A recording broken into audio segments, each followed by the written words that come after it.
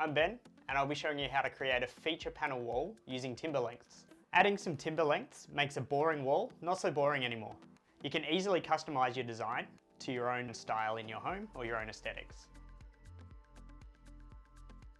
So for this project, you'll need your timber lengths, a nail gun, a square, wood filler, a pencil, a caulking gun, liquid nails, a tape measure, a handsaw, protective equipment.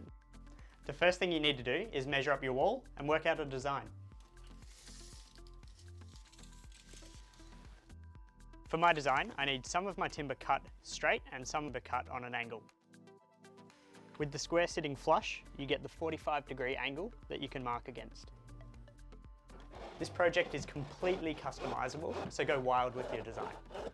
Grab your pencil and then just mark up on the wall where you want your timber lengths to go. My vertical piece will go here, so now I'm going to measure from the mark I made to the wall, just so I know how long the other pieces need to be. A good rule, measure twice, cut once. I've cut all my timber, now I'm going to dry fit everything, just to make sure it all fits before I put it on the wall.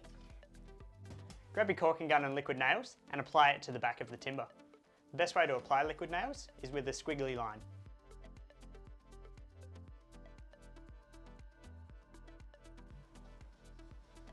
These are stuck into place now with liquid nails, but I will be reinforcing them with real nails.